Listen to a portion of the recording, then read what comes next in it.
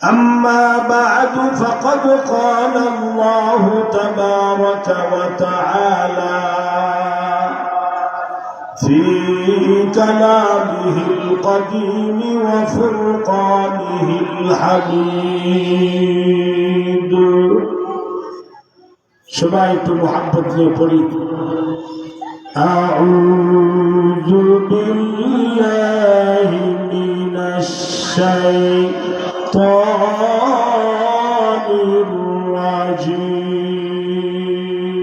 الرجيم بسم الله الرحمن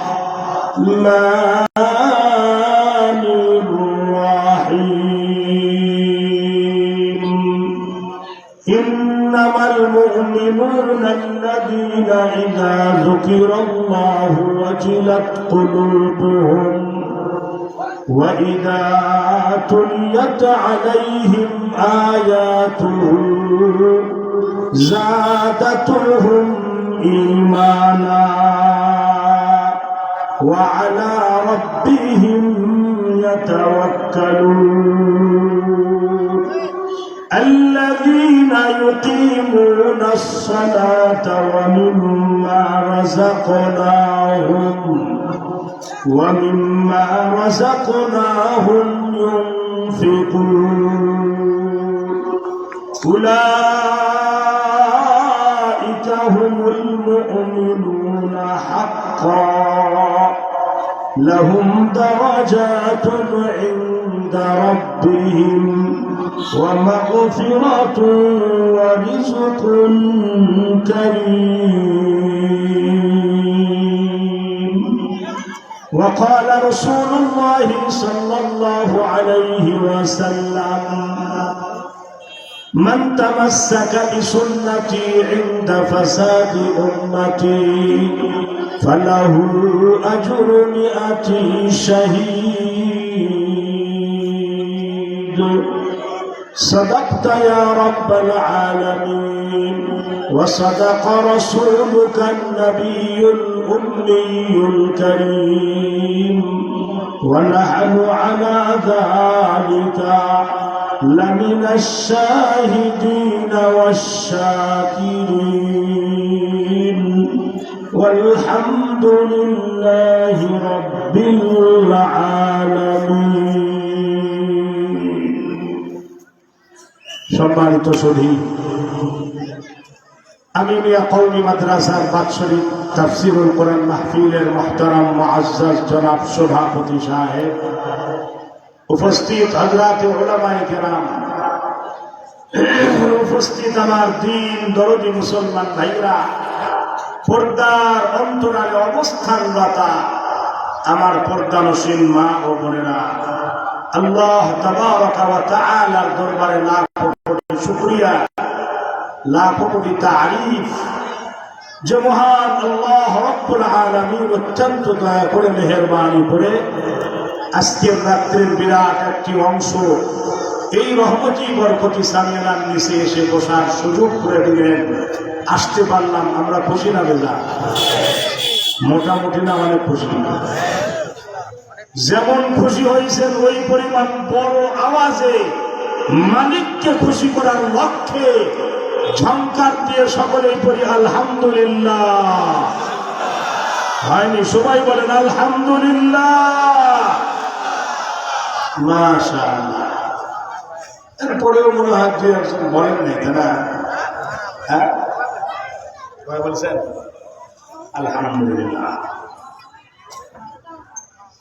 ভাইরা আমার 10টা বাজার পথে বেশি সময় না অল্প সময় কিছু কথা আলোচনা করব মাদ্রাসা সম্পর্কিত সবাই বসেন আশপাশে মেলায় যারা ঘুরছেন একটু মেহেরবানি করে চলে আসুন ভাই রহমতি বরকতি সামিয়ানার নিচে চলে আসুন যারা আশেপাশে ঘুরছেন মেলায় আসেন ভাই আসেন প্রতিদিন এই আয়োজন হয় না বছরে একবারই হয় সবাই চলে আসেন মেলাতে ঘুরেন না মেহেরবানি করে চলে আসেন আপনাদের আমি অনেক পরিচিত লোক কিন্তু আমি আপনাদের ঈদগাহে এক সময় খতিব ছিলাম ঈদের নামাজ পড়াইছি যাওয়া আসা সমস্যা হয় দূরে বিধায় আমি আপনাদের থেকে মাফ চেয়ে চলে গিয়েছিলাম। তো বসেন, ইনশাল্লাহ বসেন, পরিচিত মুখ, আসেন বসেন, সবাই বসেন। অনেক লোক মেলা আছে আমি দেখলাম হাটে বাজারে। ভাই সবাই চলে আসেন, ভাই আসেন।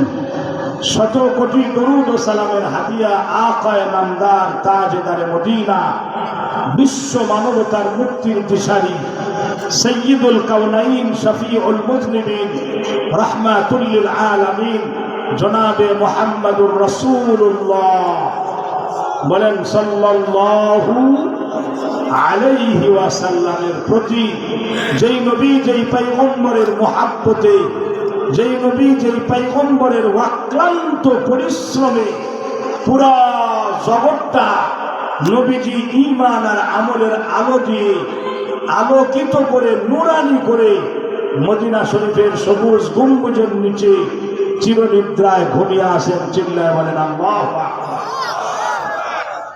আসুন আমি আপনাদের সামনে সূরা আনফাল থেকে 2 আয়াত, 3 আয়াত, 4 আয়াত, এই 3টা আয়াতে কারিমা তেলাওয়াত করেছি।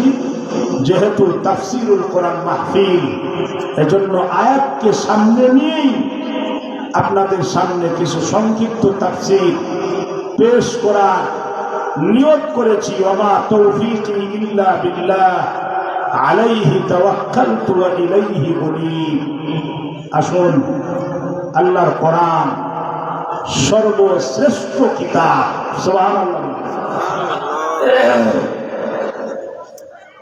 আল্লাহ পাক যত আসমানি কিতাব নাযিল করেছেন, এর ভিতর থেকে বড় বড় 4টি কিতাব, নাম জানেন তো? 4টা কি বলেন, জানেন না? জবুর, তওরাত, ইনজিল, কোরআনুল কারীম। কয়টা হলো?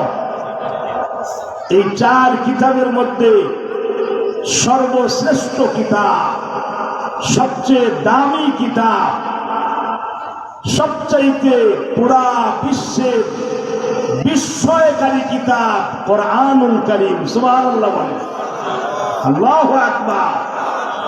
আল্লাহর রাসূলের জিন্দা মুআজিজা। নবীরা চলে গেছেন, সব নবীরা পূর্বে দুনিয়া থেকে চলে গেছেন, মুআজিজাও খতম, ঠিক কিনা? মুসা আলাইহিস সালামের কি মুআজিজা ছিল বলেন? বড় বড় বড় অনেক মুআজিজা ছিল, তার ভিতরে বড় ছিল হলো লাঠি। লাঠির মুআজিজা বড়। উনি দুনিয়া থেকে বিদায় হয়ে গেছেন, কি বলেন? লাঠিটা কি মুআজিজা নিয়ে এখনো আছে? বলেন বলেন, আছে? কিন্তু আল্লাহর পয়গম্বর বিশ্ব নবী প্রায় ১৫০০ বছর আগে এই পৃথিবী ছেড়ে চলে গেছেন মালিকের দরবারে। মালিকের ডাকে সাড়া দিয়ে আল্লাহর রাসূলের মুআজিজা কোরআনুল কারীম এখনো আল্লাহর জমিনে আছে, কিয়ামত পর্যন্ত থাকবে। আল্লাহু আকবার। কি কোনো সন্দেহ আছে? ষড়যন্ত্র কম হয় নাই, এখনো হচ্ছে, ঠিক না? হচ্ছে না?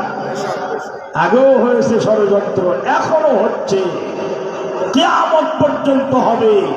কিন্তু মনে রাখবেন, যতদিন পর্যন্ত এই পৃথিবী থাকবে, চন্দ্র সূর্য উদয় হবে, আসমান জমিন ঠিক থাকবে, ততদিন পর্যন্ত আল্লাহর জমিনে আল্লাহর কোরআন থাকবে। যারাই মিটিয়ে দিতে চাইবে, নিশ্চিহ্ন করে দিতে চাইবে, তারা এই পৃথিবীর ইতিহাস থেকে নিশ্চিহ্ন হয়ে যাবে। কথা বলেন ঠিক কিনা? তাই তো জোরে কর।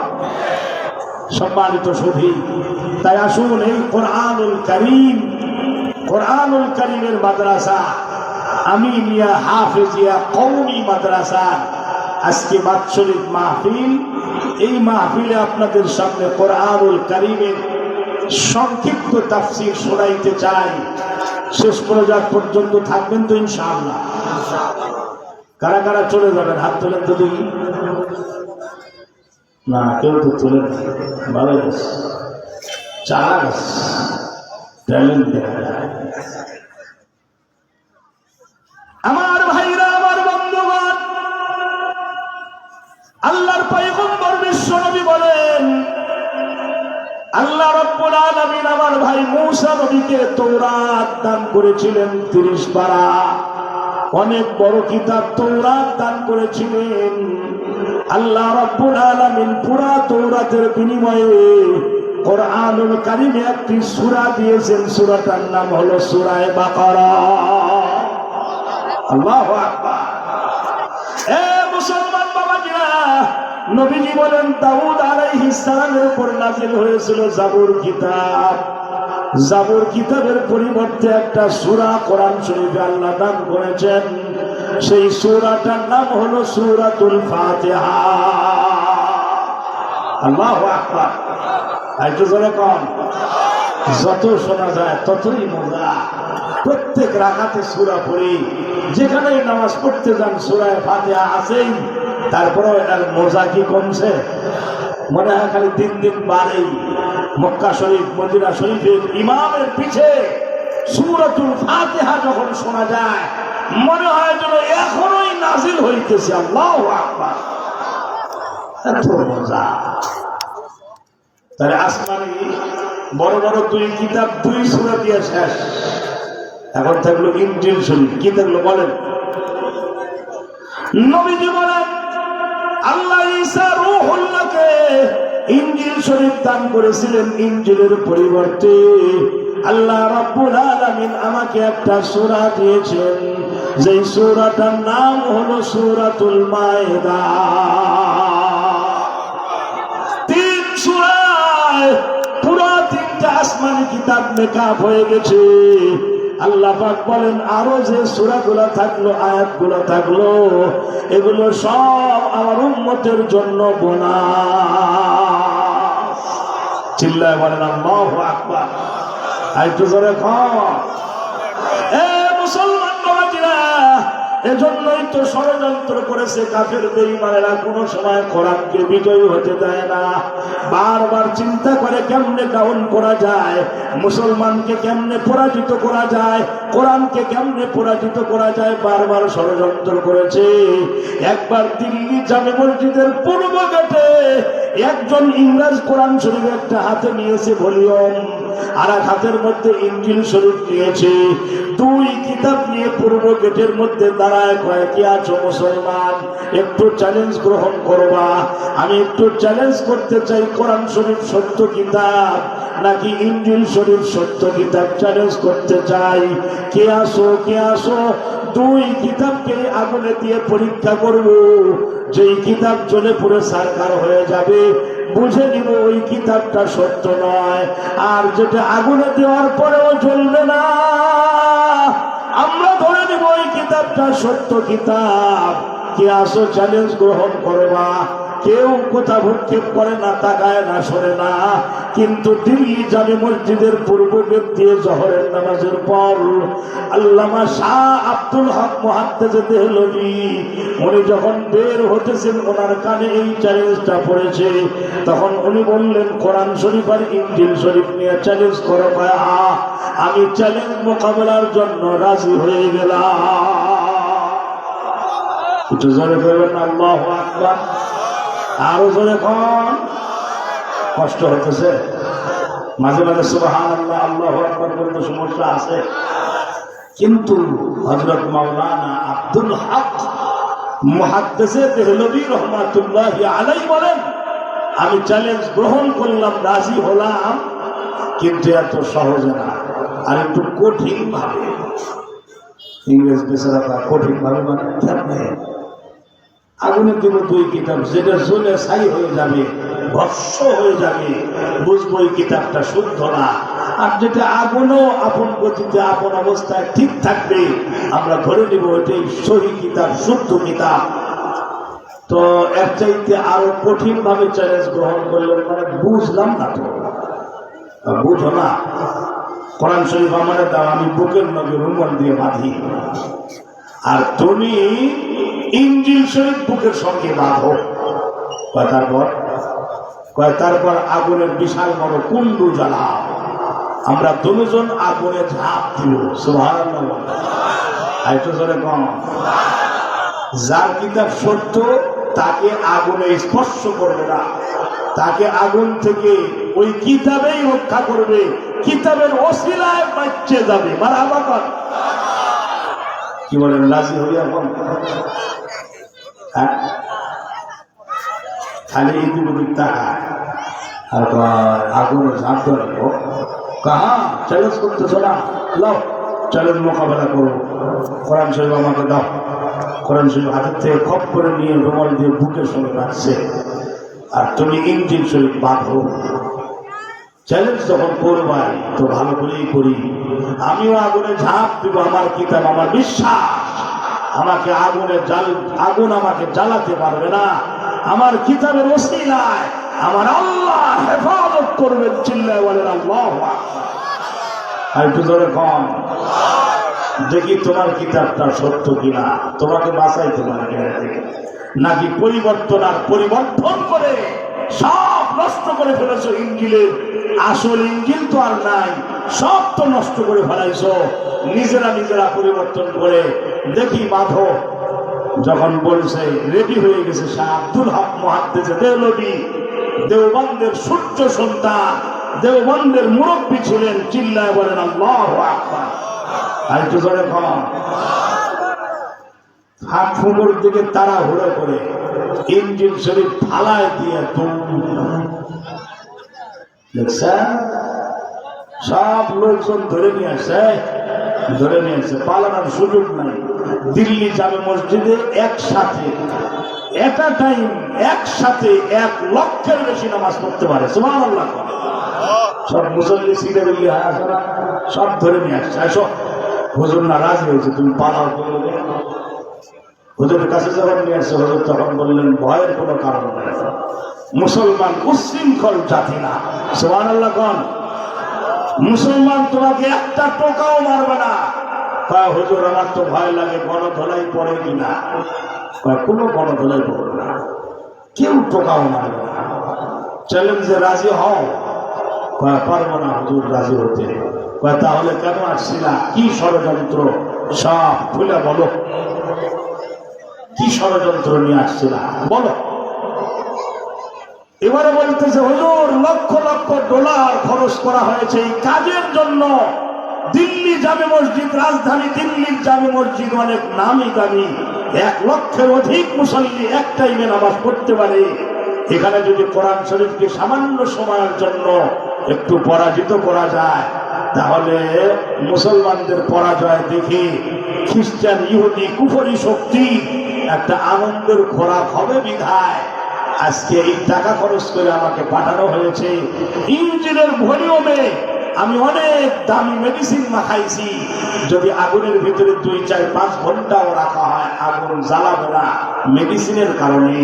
আমার ধারণা ছিল কোরআন শরীফ কাগজের ভলিউম, এখানে তো কোনো মেডিসিন লাগানো হয় নাই, আগুনে দিলেই তো চলে সারকার হয়ে যাবে, তখন প্রমাণ হয়ে যাবে।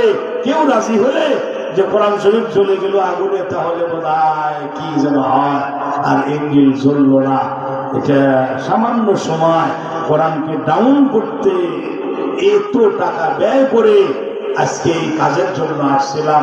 হুজুর দয়া করে মাফ করবেন, আমার প্রতিশোধ নিবেন না। চিল্লায় বলেন আল্লাহু আকবার। আর একটু ধরে কম, তোর কোনো প্রতিশোধ নিব না, তোর গায়ে কেউ টোকা মারবা না। তুই এই সত্য ইতিহাস জাতিকে, কুফরি শক্তিকে জানা দিবি, আমার কাছে ওয়াদা কর। আর একটা কথা জেনে রাখ, সেটা হলো এই, যদি কোরআন শরীফকে আর একটা কিতাবের সঙ্গে মোকাবেলায় কম্পিটিশনে আনা হয়, ওই কিতাবে যতই মেডিসিন পৃথিবীর লাগা, কোরআনে হাকিমের ভিতরে আল্লাহর কুদরতিতে এই মেডিসিন আছে, এই মেডিসিন তখন জ্বলে উঠবে, পৃথিবীর কোনো আগুন তাকে জ্বালাইতে পারবে না। আল্লাহু আকবার বলেন। আইতো জোরে খান। এ মুসলমান বাবাজিরা, ভালো করে শুনবেন, কোরআন শরীফের ভিতরে কুদরতি মেডিসিন আল্লাহ লাগায় দিয়েছেন। ওই কুদরতি মেডিসিনের কারণে জ্বলবে না, জ্বলবে না, জ্বলবে না। যতই আগুনের মধ্যে দাও না কেন, তাহলে খেয়াল করেন তো, যেই বাচ্চার সিনার মধ্যে 30 পারা কোরআন সংরক্ষিত হয়ে যায়, 30 পারা কোরআন যেই ছেলের সিনার মধ্যে, যে আল্লাহর বান্দার সিনার মধ্যে থাকে হাফেজে কোরআন, আল্লাহ নবী বিশ্ব নবী বলেন ওই সিনাকে জাহান্নামের আগুন জ্বালাইতে পারবে না। আল্লাহু আকবার বলেন। আর একটু জোরে বল। আল্লাহ নবী বিশ্ব নবীর জন্যই বলেন হাফেজে কোরআনের পিতামাতাকে কিয়ামতের ময়দানে উলফিসা ওয়ালিদাহু তাজান ইয়াউমাল কিয়ামাতি যাওহু আহসানু মিন যাওরিস শামসি লাউ কানাত ফি বুয়ুতিকুম। আল্লাহ নবী বলেন এমন নূরের টুপি পরানো হবে হাফেজে কোরআনের মাতা পিতাকে, যেই নূরের টুপির আলো আর সত্যি এত বেশি হবে, এমন বেশি হবে যেমন সূর্যের আলো। সূর্যের আলো, সূর্য যদি কোনো মানুষের ঘরের ভিতরে রাখা হয় কেমন আলো দিতে পারে, আল্লাহর পয়গম্বর বলেন তার চাইতে বেশি আলোকিত, বেশি নূরানি হবে ওই টুপি। চিল্লায় বলেন আল্লাহু আকবার। আইতো জোরে খান। আল্লাহ নবী বিশ্ব নবী বলেন মাতা পিতার যদি এই সম্মান হয়ে থাকে তাহলে যে হাফেজে কোরআন ফামা যন্নুকুম বিল্লাযী আমিলা বিহাযা। আল্লাহর রাসূল বলেন তোমার কি ধারণা, যেই ব্যক্তি কোরআন শরীফ মুখস্থ করেছে, আমল করেছে, কোরআন অনুযায়ী জিন্দেগি চালাইছে, ওই ব্যক্তির ব্যাপারে তোমাদের কি ধারণা? মানে ওই ব্যক্তির সম্মান আল্লাহ আরো বাড়ায় দিবে। চিল্লায় বলেন আল্লাহু আকবার।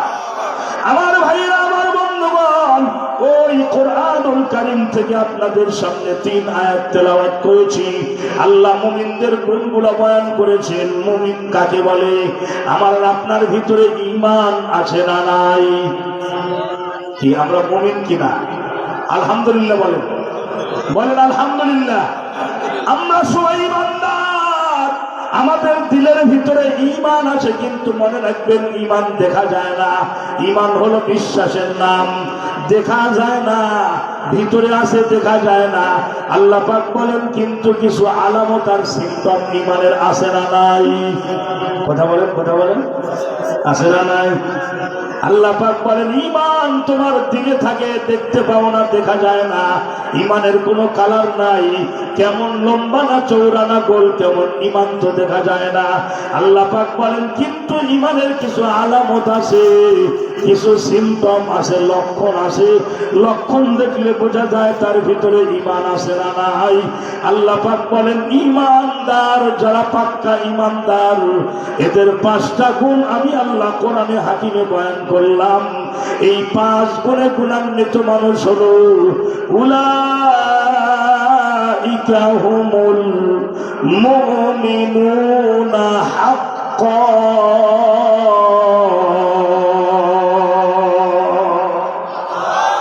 এরাই হলো পাক্কা ঈমানদার। আল্লাহু আকবার বলেন। আরেকটু জোরে বল। 5টা গুণ এই 3 আয়াতের মধ্যে আল্লাহ বয়ান করেছেন। আমরা শুনবো আর মনে মনে চিন্তা করব এই গুণটা আমার মধ্যে আছে না। যদি না থাকে অর্জন করার দরকার আছে না? কি চেষ্টা করব? 5টা গুণ। কয়টা গুণ? 5টা গুণ বয়ান করার পরে আল্লাহ পাক বলেন এরা প্রকৃত পক্ষে ঈমানদার, এদের জন্য 3 পুরস্কার। কয়টা বলেন? কয়টা পুরস্কার? তাহলে 5 আর 3 কত হলো? 8টা জান্নাতের দরজা তাদের জন্য খোলা। আর কি বলে? জান্নাতের দরজা কয়টা?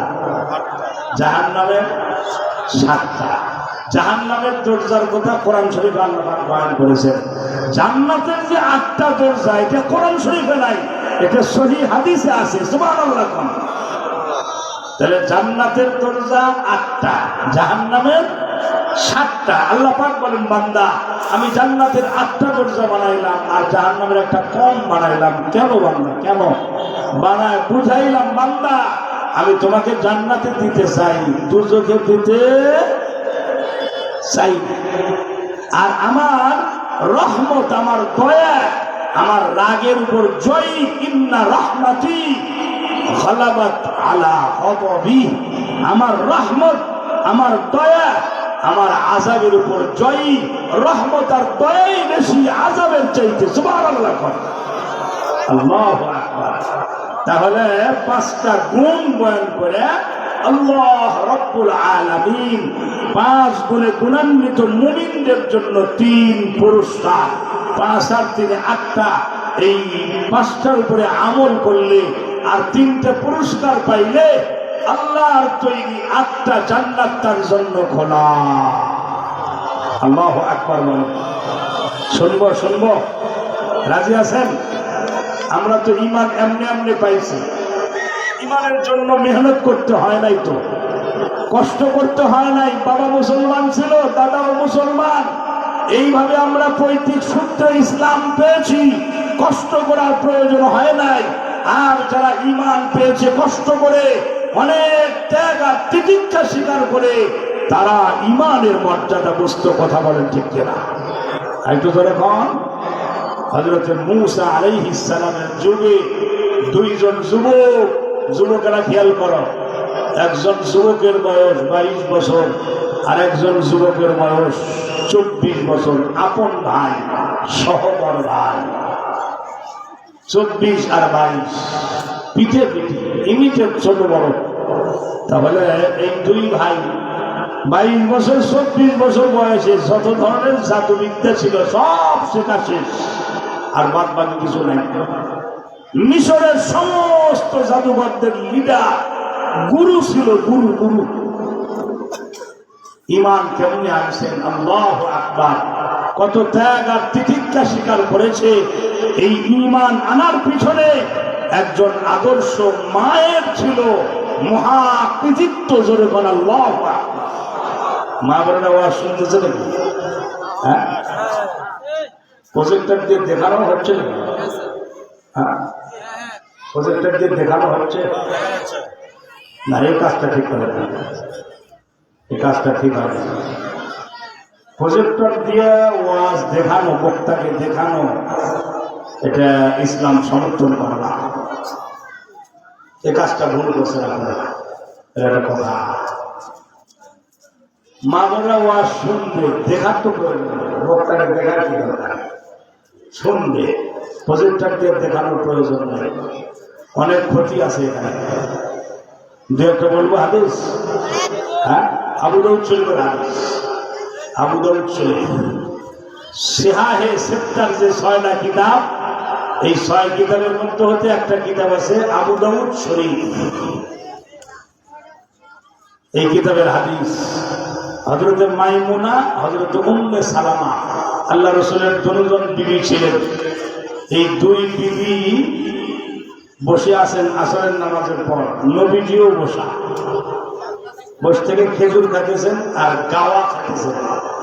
আরব দেশের এক ধরনের চা, গাওয়া বলা হয়, ওরা খাইতেছেন আর খেজুর খাইতেছেন। আর 2 বিবির সঙ্গে নবীজি গল্প করতেছেন, একটু হাসি ঠাট্টা করতেছেন। বিবিদের সঙ্গে মাঝে মাঝে সময় দেওয়া, একটু গল্প গুজব করা, একটু হাসা, এটাও আমার নবীর সুন্নাত। সুবহানাল্লাহ। আমরা অনেক স্বামী এমন আছি যারা বাহিরে বন্ধু বান্ধবের সঙ্গে ভালো, খুব হাসি ঠাট্টা করি, কিন্তু বাড়িতে আসলে একদম সচি, আর কোথায় বলে একদম মুখ বন্ধ, ওনার সচি ভাই, কোনো কথাবার্তা কিছু। আবার সকালবেলা বের হবে, আবার সন্ধ্যার সময় আসবে, আবার সকালে যাচ্ছে, আবার সন্ধ্যা আসতেছে, কোনো গল্প গুজব করে না, একেবারে ভাত, মুখ বন্ধ। এই মানুষটাই যখন বাহিরে তার কোনো মহিলা কলিগ হোক অথবা পার্শ্বের ভাবি হোক, তাদের সঙ্গে যখন গল্প শুরু দেয়, খুব হাসি ঠাট্টা গল্প করে। এই কথা বল না, কেন মন খারাপ করতেছেন? এটা আমাদের পুরুষের কথা করছে। হ্যাঁ, তো নবীজি 2 জনকে নিয়ে গল্প করতেছেন, একটু খেজুর খাইতেছেন, গাওয়া খাইতেছেন, আরব দেশের বিশেষ চা। এমন সময় একজন অন্ধ সাহাবী, নাম হলো আব্দুল্লাহ ইবনে উম্মে মাকতুম, এই সাহাবী আসছে, এসে বললেন, সালাম দেয়, আসসালামু আলাইকা ইয়া রাসূলুল্লাহ, আসসালামু আলাইকা ইয়া রাসূলুল্লাহ। একদম 2 চোখ দিয়ে কিছু দেখে না, চোখই নাই, একদম মাকফুফুল বাসার, মাকফুফুল বাসার মানে চোখ লেপে দেওয়া, কিছু নেই। কিছু চোখ আছে ঘোলা, দেখে না, কিন্তু এখানে চোখই নেই। এই সাহাবী আসছেন, আসার পরে বলতেছেন ইয়া রাসূলুল্লাহ একটু প্রয়োজন ছিল, দরজা যদি খোলা হতো। তো আল্লাহ রাসূল তখন বললেন আমার সাহাবী আব্দুল্লাহ ইবনে উম্মে মাকতুম আছে, যাও তোমরা ওই ঘরে যাও, তোমরা দুই বিবি ওই ঘরে পাওয়া গেল। তখন হযরত উম্মে সালামা আর মাইমুনা দুজন আম্মা যান, পয়গম্বরের বিবি আমাদের আম্মা যান, দুজন তখন বললেন ইয়া রাসূলুল্লাহ যে সাহাবী আসছে উনি তো চোখে দেখেন না, একদম অন্ধ, তো নাম শুনলাম তো এখন, তো অসুবিধা কি, উনি ভিতরে আসুক, আপনি তার সঙ্গে জরুরি কথা বলেন, আমরা দুজন চুপ করে বসে থাকবো, কিছু বলবো না, কথাবার্তা বলবো না। তো তখন আল্লাহর পয়গম্বর যে কথা বলেছিলেন এটা হলো আসল কথা। নবীজি তখন বললেন ঠিক আছে তোমাদের বক্তব্য, ও তো অন্ধ মানুষ, ও তোমাদের দুইজনকে দেখবে না ঠিক আছে, কিন্তু তোমরা দুইজন কি অন্ধ, তাকে দেখবে না? এটা কি জায়েজ? তোমরা দুজন কি অন্ধ? যখনই বলছে তখন দুজন তুমি শাসা করে অন্য চলে গেছেন। কিছু বুঝলেন? কি বুঝলেন? মানে আর একটা প্রজেক্টর লাগাইতে হবে, তাই না? এটা বুঝলেন না? কি বুঝলেন? ডাক দিয়ে বলতেছে শোনো ও আমার বিবি, ওই সাহাবী আমার অন্ধ, তোমাদের দুইজনকে দেখবে না, কিন্তু তোমরা দুইজন তো তাকে দেখবা। এ মুসলমান বাবাজিরা লাইভ এভাবে দেখানো, বক্তা এখানে ওয়াজ করতেছে লাইভ ভাবে মা বোনদের দেখানো, মানে সরাসরি ওখানে যা আমি ওয়াজ করার এটা দিয়ে দেখানো একই জিনিস। তাহলে বলেন তো দেখি, এখানে যদি আমি আপনাদের এলাকার জন্য পর পুরুষ নাকি আপন পুরুষ? হ্যাঁ, তাহলে দেখা দিচ্ছে মা বোনদের জন্য পর পুরুষকে দেখা নিষেধ আছে হাদিসে। এজন্য যদি মোবাইল দিয়ে ভিডিও শুনতে চায় মা বোনেরা, তাহলে মাসলার কিতাবে লেখা আছে মাওলানা সাহেবদের ভিডিও যদি ওয়াজ শুনতে চায় দেখে দেখে শুনবে না, হয়তোবা উল্টায় রাখবে অথবা উপরে কাপড় দিয়ে পর্দা দিবে, পর্দা দিয়ে ভিডিও ওয়াজ শুনবে, দেখে দেখে পর্দা দেখে দেখে ওয়াজ শোনা মোবাইলের স্ক্রিনে, এটাও ইসলাম সমর্থন করে না। কথা বলেন ঠিক কিনা? আর একটু জোরে কন, কারণ এখানে সমস্যা আছে। সমস্যা বলবো না? কষ্ট পাচ্ছেন? বলবো আমার তো তেমন চেহারা সুরত ভালো না, মনে করেন আরো সুন্দর বক্তা এখানে ওয়াজ করতেছে, খুব সুন্দর চেহারা, খুব সুন্দর চেহারা একজন বক্তা এখানে বসছে, ইয়া ওয়াজ করতেছে, মনে করেন ভিডিও প্রজেক্টরের মাধ্যমে দেখাইতেছেন। মা বোনদের প্যান্ডেল থেকে যদি কেউ বলে কে এই হুজুরটা খুব সুন্দর গো, আর আমার বাড়িতে কেবা দেখা যায়, শেষ, ওয়াজ সব শেষ। কারণ মনে যদি এই কথাটা আসে খুব সুন্দর হুজুর গো, আমাদের বাড়ির হুজুরটা কেমন দেখা যায়? কিছু বুঝলেন? ভাইরা আমার, বন্ধুগণ আমার, আসুন, আমি কথা বলতেছিলাম দুইজন যুবক ইসলামের জন্য, ঈমানের জন্য মেহনত করেছেন, ত্যাগার তিতিক্ষা স্বীকার করেছেন দুই যুবক। ওই দুই যুবকের ঈমান আনার পিছনে একজন আদর্শ মায়ের অবদান ছিল। আল্লাহু আকবার। দুই ভাই ওই যুগের মিশরের মধ্যে সবচাইতে সমস্ত জাদুঘরদের লিডার ছিল। ফেরাউন আর হামান লোক পাঠাইছে দুইজনকে ধরে নিয়ে আয়, মূসা নবীর সঙ্গে মোকাবেলা করতে হবে, দুইজনকে ডেকে নিয়ে আয়। দুইজনকে ডাকার জন্য যখন বাহক চলে গেছে ঘোড়া নিয়ে, যাওয়ার পরে কয় চলেন, দরবার থেকে ডাক এসেছে। কেন কেন কেন যেতে হবে? কয় মূসা নামক লোকটার নাম শোনো নাই তোমরা? কয় শুনেছি। কয় আমাদের দেশের প্রেসিডেন্ট এবং খোদাওয়ান, নাউজুবিল্লাহ কন ফেরাউন। এই ফেরাউন তার সঙ্গে মোকাবেলায় পারে না, তোমাদের দুইজনকে দেখেছে, তোমরা একটু মোকাবেলা করে লাঠিকে একটু থামাও না। এবারে দুলু ভাই মনে মনে চিন্তা করে, না সরাসরি যাওয়া যাবে না, আগে মার সঙ্গে পরামর্শ করতে হবে। আমাদের মা কি ডিরেকশন দেয়, পরামর্শ দেয়, সেই অনুযায়ী কাজ করতে হবে। মার কাছে গিয়েছে, যাওয়ার পরে বলে, মা, ও মা, বলেন তো দেখি মূসা নামক লোকটার লগে মোকাবেলার জন্য আপনি পরামর্শ দেন, যদি যাওয়া লাগে যাব, আর আপনি যদি নিষেধ করেন যাব না। তখন মা বলতেছে, শুনো, তোমাদের পিতা তো অনেক দিন হলে মারা গেছে, পিতার কবরে গিয়ে তোমরা একটু যোগাযোগ স্থাপন করো, পিতার পরামর্শ অনুযায়ী মোকাবেলায় যাইবা কি যাইবে না সিদ্ধান্ত নেবা। আল্লাহু আকবার। একটু জোরে খান। হে মুসলমান বাবাজিরা, মুমিনদের গুণগুলো বয়ান করছেন। ঈমান আমাদের আছে না নাই কেউ জিন্দেগিতে খেয়ালও করি না। 2 টাকার বিনিময়ে ঈমানটা বিচ্ছে দিই, জোরে বল ঠিক কিনা? অথচ ঈমান কত দামি অমূল্য সম্পদ আমরা বুঝি না। যারা কষ্ট করে ঈমান হাসিল করেছে তারা ঈমানকে রক্ষাও করে কষ্ট করে। আমরা ঈমান অর্জন করতে কষ্ট করি নাই, এজন্য সামান্য কথায় হেলায় ফেলায় ঈমান নষ্ট করে ফেলি। কথা বলেন ঠিক কিনা? জোরে বল ঠিক কিনা? দুলু ভাই মার কাছে যখন গেছে, মা কয়, শোনো, একটা করে রোজা রাখবা, রোজা রাখে আত্মার পাওয়ার বাড়াও।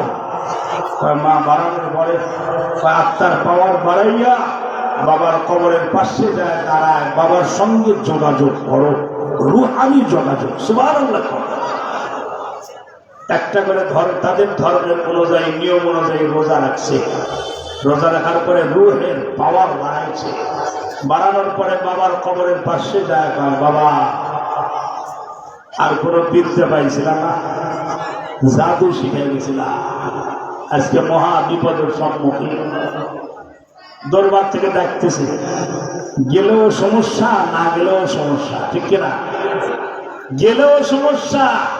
যার সঙ্গে মোকাবেলা করব সে যদি জাদুঘর না হইয়া আল্লাহ প্রদত্ত শক্তির মালিক হয়, তাহলে আমার বরবাদের জন্য যথেষ্ট, আমাদের বরবাদের জন্য যথেষ্ট। বাবা আর বিদ্যা পাইছিলাম না, আর বিদ্যা পাও না, এই জাদু শিখেছে। বাবা এখন তুমি বলে দাও, উনি মূসা নামক লোকটা কি আসলে জাদুঘর নাকি আল্লাহ প্রদত্ত শক্তির মালিক, মহামনীষী?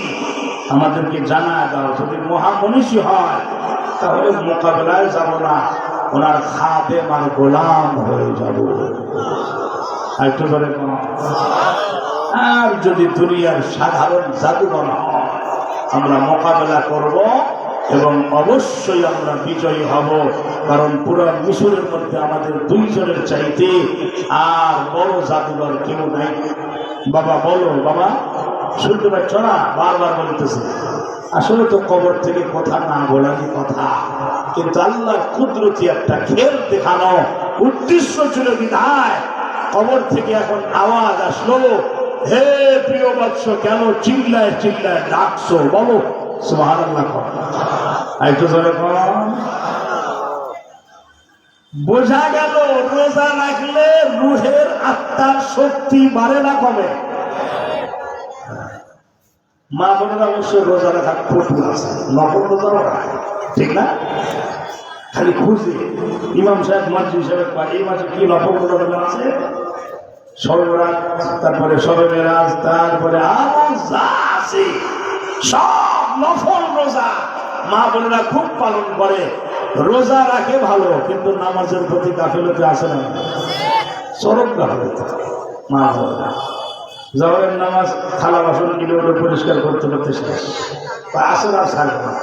আসরের সময় একজন আর একজন লাইন ধরে বসে একজন আর একজনের মাথার উপর দেখতে দেখতে আসর শেষ, ঠিক না? ঠিক কিনা? তারপরে আসর যখন শেষ হয় চিন্তা করে মাগরিব ছাড়বো না। মাগরিবের আগ দিয়ে খানা টানা পাকানের সরঞ্জাম পরিলার কিছু করতে করতে মাগরিবের সময় হয়ে যায়, সুলর করে গেছে, মাগরিব শেষ, ঠিক কিনা? এসা আর ছাড়বো না। এসার সময় আসলে তখন খানা টানা খাইছে, সবাইকে খাওয়াইছে, থালা বাসন ভারী হয়ে গেছে শরীরটা, এইদিকে একটু থালা বাসন গোছ গাছ করতে করতে রাত ভারী হয়ে যায়, তখন মনে মনে কর ফজর আর ছাড়বো না। এই ফজর এই এসা আর শেষ আছে, যেরকম আছে। ভাইরা আমার, বন্ধুগণ আমার, ভালো করে শুনবেন। আপন 2 ভাই বারবার পিতাকে লক্ষ্য করে বলে, বাবা একটু বলে দাও না, উনি কি জাদুঘর নাকি আল্লাহ প্রদত্ত শক্তির মালিক? মহামনীষী হলে বেদনী করবো না, খাতেম হয়ে যাব। এবারে কবরের ভিতর থেকে বলতেছে, হ্যাঁ উনি জাদুঘর নাকি মহামনীষী আমার কাছে স্পষ্ট হয়ে গেছে এখন। কারণ কবরের জগতে যারা যায় তারা হক আর বাতিল বুঝে ভালায়। এই দুনিয়ায় না বুঝলেও চোখটা যখন বন্ধ হয়ে যায় সব চোখ খুলে যায়। আমার কাছে স্পষ্ট আছে, আমি জানি উনি জাদুঘর নাকি আল্লাহ প্রদত্ত শক্তির মালিক। আমার বলার কোনো অনুমতি নাই, পারমিশন নাই, তবে সিমটম আর লক্ষণ বলতে পারবো, আলামত বলতে পারবো, লক্ষণ বলতে পারবো। আমি সরাসরি ডিরেক্ট বলতে পারবো না উনি জাদুঘর নাকি আল্লাহ প্রদত্ত শক্তির মালিক। দুই ভাই লক্ষ্য করে বলে, ঠিক আছে বাবা, সিমটম আর লক্ষণটাই বলে দাও না, আমরা ঠিক আছে তাই পরীক্ষা করব। পরীক্ষা করার পরে যদি জাদুঘর হয় মোকাবেলায় যাব, আর যদি মহামনীষী হয় আল্লাহ প্রদত্ত শক্তির মালিক হয়, তাহলে অবশ্যই অবশ্যই তার খাদেমার গোলাম হয়ে যাব। আল্লাহ, ইমানের পরীক্ষায় উত্তীর্ণ হতে হবে। যুবক, অথচ দুইজনই যুবক। শোনো, লক্ষণ ছেড়ে নাও, তোমরা পরীক্ষা করে নিবা। আমি স্পষ্ট বলতে পারবো না জাদুঘর নাকি আল্লাহ প্রদত্ত শক্তি, এটার অনুমতি নাই, বর্জক থেকে এটা বলা যায় না। তবে পরীক্ষা করবা, আমি সিমটম বলে দিই। কয়েকবার বলে সিমটম হলো, লক্ষ্য করে দেখবা উনি যখন ঘুমানোর টাইমে তোমাদের পরীক্ষা করতে হবে। কেমনে? উনি যখন ঘুমাবে তখন দেখবা ওনার কি লাঠির তেলেসমতি এটা সচল না অচল। ওই মানুষটা তো ঘুমাইলে তার যে লাঠির একটা তেলেসমতি দেখায়, একটা কারিশমা দেখায়, এটা সচল থাকে না অচল হয়।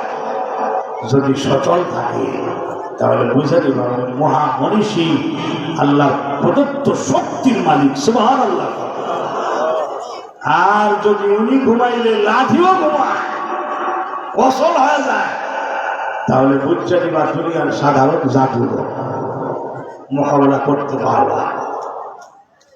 এই ডিরেকশন পাওয়ার পরে ভালো, ঠিক আছে, কিন্তু এটা পরীক্ষা করতে তো সময়ের প্রয়োজন। মুসা নবীকে কোথায় পাবো তার তো ঠিক ঠিকানা নাই, আর পাইলেই তো হবে না, ঘুমন্ত অবস্থায় পাইতে হবে, ঠিক না? একটু ধরে পান। ফেরাউন আর হামানের কাছ থেকে 3 দিন সময় নিয়েছিল। একদিন রোজা রেখে শেষ হয়ে গেছে, আজকে দ্বিতীয় দিন চলছে, আগামীকাল একদিন বাকি আছে। এর ভিতরেই খুঁজে বের করতে হবে। পুরো মিশর তন্ন তন্ন করে খুঁজে বেড়াইতেছে, কখন পাবো? ঘুমন্ত অবস্থায় পেতে হবে। পরীক্ষা নিরীক্ষা করে সিদ্ধান্ত নিতে হবে, ঈমান আনতে হবে। যদি মনীষী হয়ে থাকে চিল্লায় বলেন আল্লাহু আকবার। আর যদি সাধারণ জাদুঘর হয় তাহলে তো মোকাবেলায় যাব, আমিও জাদুঘর, সেও জাদুঘর। আশা করা যায় পরাজিত হবে, আমরাই বিজয়ী হব। এই যে ঈমানের পরীক্ষায় সারা মিশর ঘুরতেছে আর মুসা নবীকে খুঁজতেছে, কম মেহনত হয় নাই, এরপরে ঈমান নসিব হয়েছে। আল্লাহু আকবার। একটু জোরে কন। কষ্ট হতেছে না অসুবিধা হইতেছে? মুসলমান বাবাজিরা আসেন, আল্লাহ রাব্বুল আলামিন বলেন, ইন্নামাল মুমিনুনা আল্লাযীনা ইযা যুকিরাল্লাহ ওয়াজিলাত কুলুবুহুম। আল্লাহ পাক বলেন মুমিনদের 1 নাম্বার আলামত হলো, মুমিন তো তারাই যাদের সামনে কোরআন শরীফ, যাদের সামনে আল্লাহর নাম উচ্চারণ হইলে, যাদের সামনে মালিকের নাম উচ্চারিত হইলে, যাদের অন্তরে আল্লাহর ভয় হাজির হয়ে যায়, বুঝতে হবে এদের অন্তরে ঈমান আছে। জোরে বল, আরো জোরে বল, আল্লাহু আকবার। লিল্লাহি তাকবীর, নারায়ে তাকবীর। কোরআন সুন্নাহর আলো, কোরআন হাদিসের আলো।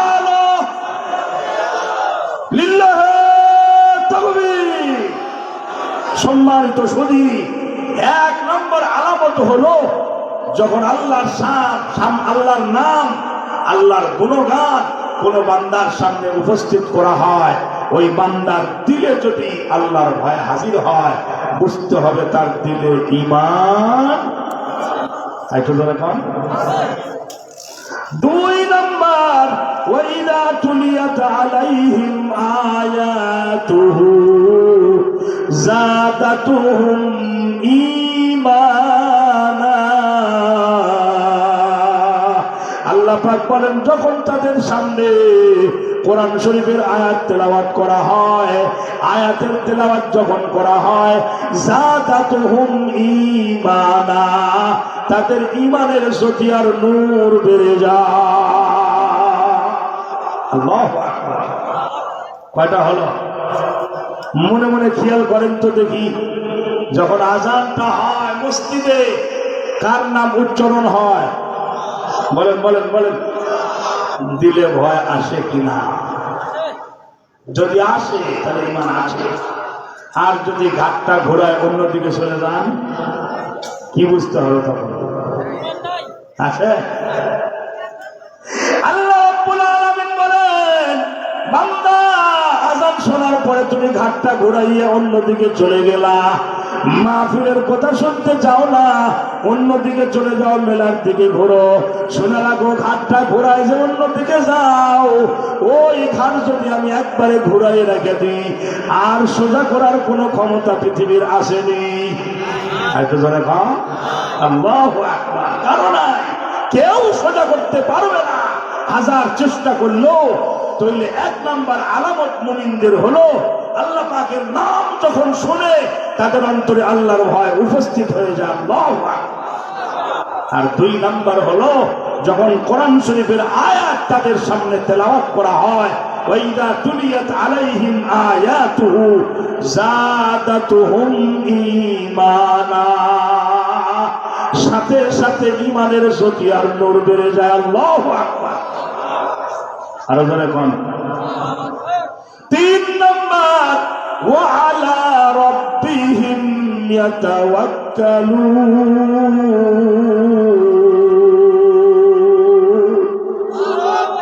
সর্বদা আল্লাহর উপরে তাওয়াক্কুল আর ভরসা করে। সুবহানাল্লাহ। কোন? নাকি চাকরির উপরে, জমি জমার উপরে, ব্যবসা বাণিজ্যের উপরে? কার উপরে বলেন? আল্লাহ রাব্বুল আলামিন। রিজিক দেনেওয়ালা কে? সন্তান দেওয়ার মালিক কে? অসুস্থ করার মালিক কে? আবার সুস্থ করে দাও কে? আল্লাহ। এর নাম হলো ঈমান। ওয়া আলা রাব্বিহিম ইয়াতাওয়াক্কালুন।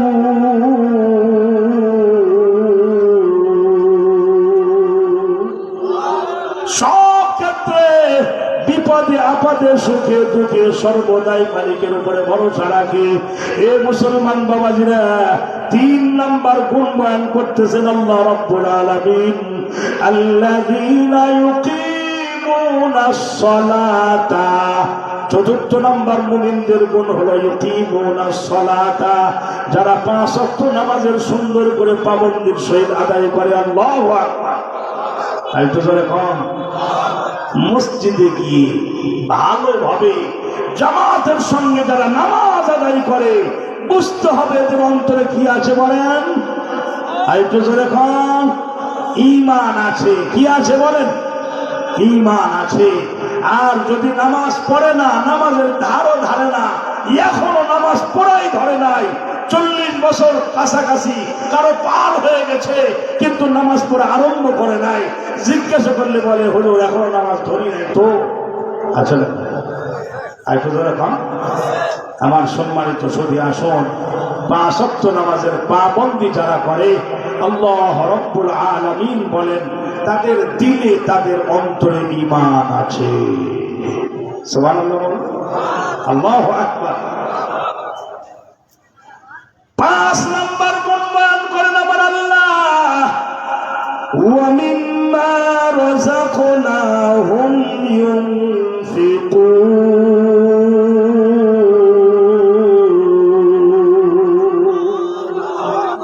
আমি আল্লাহ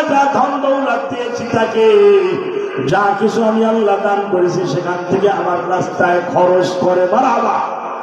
আরো জোরে কোন 5 গুণে গুণান্বিত মানুষের ব্যাপারে আল্লাহ রাব্বুল আলামিন গিয়ে বলতেছেন, উলাইকা হুমুল মুমিনুনা হাক্কা, এরাই হলো পাক্কা ঈমানদার, এরাই হলো পাক্কা ঈমানদার। উলাইকা হুমুল মুমিনুনা হাক্কা, প্রকৃত পক্ষে ঈমানদার হলো এই 5 গুণে গুণান্বিত মানুষ। আল্লাহু আকবার বলেন। আরেকটু জোরে কোন। অর্জন করব না তো, কারণ কষ্ট করে ঈমান অর্জন করতে পারি নাই, এমনি পেয়েছি, সস্তা পেয়েছি, এজন্য সস্তা দামেই তাড়াতাড়ি বিজনেসে দিই। 2 টাকা 5 টাকা 1000 টাকা 1 লাখ টাকার জন্য ঈমান বিক্রি করে দিই। কথা বলেন ঠিক কিনা? আরেকটু জোরে কোন। অথচ ঈমানের দাম কত? আল্লাহর পয়গম্বর বিশ্ব নবী বলেন, ঈমানটা যদি ভিতরে থাকে, ঈমানটা যদি লয়ে যেতে পারো বান্দা, শোনো, কোনো না কোনো একদিন আল্লাহর তৈরি জান্নাতের মেহমান হইবা। আল্লাহু আকবার। আর একটু জোরে বল। 2 ভাই মার কাছে গিয়ে বলতেছে, মা খবরের সঙ্গে যোগাযোগ হয়েছে, বাবা এই বলেছে, সিমটম এই বলেছে। তাহলে ঠিক আছে, খুঁজে বের করো, ওই লোকটার সোহবতে যাও, ঘুমন্ত অবস্থায় হাজির হও। ঘুমন্ত অবস্থায় যদি তাকে দেখতে পাও, লাঠি পরীক্ষা করে নিবা সচল না অচল। যদি অচল মনে হয় তাহলে তো জাদুঘর, আর যদি ঘুমন্ত অবস্থায় দেখো লাঠি সচল থাকে, তাহলে বুঝে নিবা লাঠির কন্ট্রোল সে করে না, এই লাঠিকে নিয়ন্ত্রণ করেন আরশের মালিক আল্লাহ, যে মালিকের কোনো ঘুম নাই, তন্দ্রা নাই। আল্লাহু আকবার। কি বলেন? আল্লাহর কোনো ঘুম তন্দ্রা আছে? আরো ধরে কোন। আল্লাহু লা ইলাহা ইল্লা হুয়াল হাইয়ুল কাইয়্যুম লা তাখুযুহু সিনাতুন ওয়ালা নাওম। আল্লাহ তো তিনি যিনি হলেন চিরঞ্জীব, আল কাইয়্যুম, যিনি আসমান জমিন সবকিছু সংরক্ষণকারী, পুরা নবমণ্ডল ভূমণ্ডল সবকিছু নিয়ন্ত্রণকারী। লা তাখুযুহু সিনাতুন ওয়ালা নাওম, যার কোনো তন্দ্রা নাই, যার কোনো ঘুম নাই, ঝিমানিও নাই। সুবহানাল্লাহ। আল্লাহু আকবার। 2 ভাই ঘোড়া নিয়ে রওনা করেছে, খুঁজতেছে কোথায় দেখা হবে। মেহনত চলছে, সারাদিন দৌড়াদৌড়ি করে বিকেল বেলা এক জায়গায় কিছু লোক জমা, রাস্তার মোড়ে জমা অনেক লোক। আমাদের দেশের রাস্তার মোড়ে চার দোকান থাকলে দেখেন না, টিভি লাগানো আছে, 100 লোক, ঠিক না? জহরের আজান হচ্ছে, ফজরিয়া এশার আজান হয়, মাগরিবের আজান হয়, এশার আজান হয়, একজনও নড়ে না, সব তারা আছে হা করে, ঠিক না? বাজারের মোড়ে কি পরিবেশ হয়ে গেল! আল্লাহ, আজান হয়েছে তাও টিভির সাউন্ড কমে না রে, কেমন মুসলমান হয়ে না। এরকম রাস্তার মোড়ে কিছু লোক দেখে 2 ভাই যায়, কয় ভাই এই আপনারা কি এই ধরনের ক্যাটাগরির লোক দেখছেন? কিরকম? হাতে লাঠি থাকে, লাম্বা যুদ্ধ করে এই ধরনের দেখছেন? কাহা কিছুক্ষণ আগে তো আসছিল। তো এখন তাকে পাওয়া যাবে না ভাই। আসার পরে আমাদের সবাইকে দাওয়াত দিয়েছিল, ঈমানের দাওয়াত। একজনও আমরা ঈমান আনি নাই বিধায় মন খারাপ করে মাঠের ভিতরে রাস্তা দিয়ে চলে গেছে। কত দূর যেতে পারে? আমরা পাবো? কাহা পাইবা? যাও, তোমরা যাও, দেখা করতে পারবা। তোমরা কি তার লোক? না না না, আমরা তার লোক না, একটু দেখা করার জন্য আসছি। কি দাওয়াত দিল ভাই! লা ইলাহা ইল্লাল্লাহ মুসা কালিমুল্লাহ। আল্লাহু আকবার। একটু ধরে কোন। এ মুসলমান ভাই, মাঠের ভিতরে রওনা করেছে 2 ভাই, রওনা করেছে দেখা করবে, পরীক্ষা করবে ঘুমন্ত অবস্থায়। আগে একটু দেখা সাক্ষাৎ করে আসবে, তারপরে হয়তো রাতের বেলা ঘুমানোর সময় দেখা করবে। এই কথাগুলো চিন্তা করে দেখা করার জন্য ঘুরছে। রাখালদের সঙ্গে যখন দেখা হয়, রাখালদেরকে জিগায়, ভাই এই ক্যাটাগরির লোকদেরকে দেখেছেন কিনা, লোককে দেখেছেন কিনা, একটু সাক্ষাতের জন্য আসে। হয় কিছুক্ষণ আগেই তো আসছিল, আমাদেরকে ইমানের দাওয়াত দিয়েছিল, আমরা কোন রাখাল ইমান গ্রহণ করি নাই। মাটিতে সেজদায় পড়ে গেল, সেজদায় পড়ে কান্নাকাটি করে আর মালিককে ডাক দিয়ে বলে, মালিক সারাদিন দিনের দাওয়াত দিলাম, একজনও তো ইমান আনলো না, মালিক মনে হয় আমার দাওয়াত দেওয়াই হতেছে না। আল্লাহু আকবার। চোখের পানি ছেড়ে দিয়ে কান্দে আর মালিককে জানা দেয়, মালিক একজনও তো ইমান আনলো না, আমার মনে হয় সহি তরিকায় দাওয়াত বোধহয় দেওয়া হচ্ছে না। আল্লাহ সারাদিন মেহনত করলাম, একজনও তো ইমানের কালিমা পড়লো না, সবাই তো ফিরাউনকেই খোদা মানে। এই কথাগুলো বলে সেজদায় করে কান্নাকাটি করলো ভাই। তারপরে চলে গেল। দুই ভাই একজন আর একজনকে বলতেছে, ভাই পরীক্ষার দরকার নাই, আমরা বুঝে ফেলাইছি সেজদায় পরে যখন এভাবে কান্দে, এই লোক জাদুঘর নয়, এই লোক হলো আল্লাহ প্রদত্ত শক্তির মালিক। একটু জোরে করা। বড় ভাই বলতেছে, ভাই চলো যাই, একটু দেখা করে যাই না, আল্লাহওয়ালা মানুষ হবে, মালিকের পক্ষ থেকে পাঠানো কোন মনীষী হবে, একটু দেখা করে যাই না, চলেন যাই। দুজন রওনা করে চলে যাইতেছে, আস্তে আস্তে যাইতে যাইতে কিছুক্ষণ পরে লক্ষ্য করে দেখে, হ্যাঁ কিছু রাখাল দেখা যায়, ছাগল চড়ায়, বকরি চড়ায়, গরু চড়ায়, উট চড়ায়, দুম্বা চড়ায়। আবারও জিজ্ঞাসা করেছে, ভাই এই ধরনের লোককে দেখেছেন কিনা? সামনের দিকে যাও, একটা গাছ পাবা, দেখলাম গাছের শিকড়ে মাথা রেখে লোকটা ঘুমাইতেছে। আল্লাহু আকবার। দুনু ভাই বসে রয়েছে, তাহলে ওরা পরীক্ষা করা যাবে। লাঠি আছে না পাশে? আছে। আচ্ছা ঠিক আছে। ঘুমাইতেছে, পিঠের নিচে মাথার নিচে বালিশ নাই, বালিশ নেই, শিকড়ের মাথা, পিঠের নিচে কোনো গতি যদি নাই, তাও আল্লাহু আকবার।